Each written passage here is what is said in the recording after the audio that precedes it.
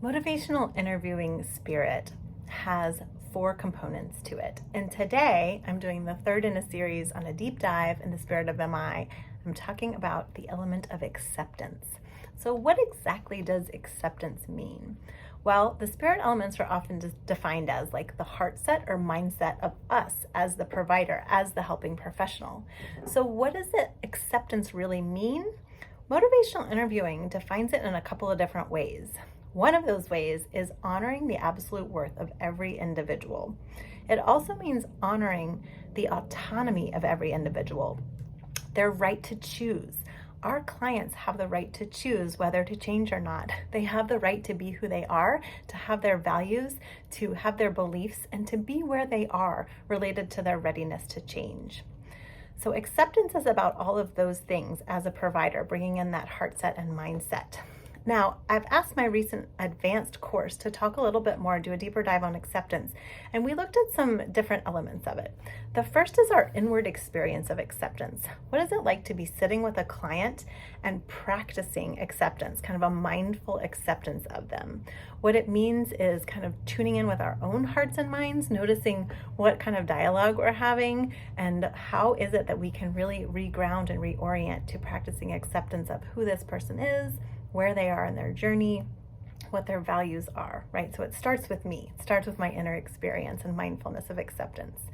Then there are those literal behavioral anchors that we do as a provider to be relaying outwardly our acceptance of a client. So let's think about those. How does a client know that we're accepting them?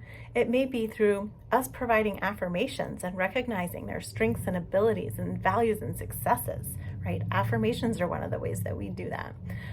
Also, positive statements, withholding judgment, practicing any kind of autonomy support statements like whatever you do is up to you, this decision is yours to make, those type of statements.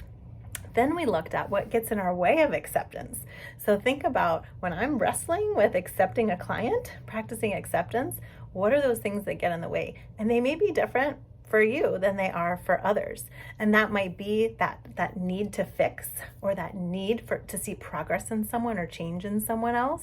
Our fixing reflex might get in the way. Fear or worry might get in the way. Our own judgments about another person. There's lots of things that can get in the way of us practicing acceptance, but it's all begins here, right, with me. And then the final question we addressed was, what helps me reground in acceptance? And one of them is knowing that acceptance actually facilitates change. When we can practice and embody acceptance of our clients, it allows them to free up that potential for them to decide whether they want to make that change or not. So one way is remembering acceptance facilitates change.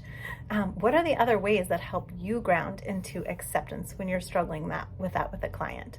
Looking for positive attributes, looking for strengths, looking for positive intents, looking for opportunities to affirm, revisiting that spirit of motivational interviewing, acceptance, supporting the individual choice and autonomy and absolute worth of every individual.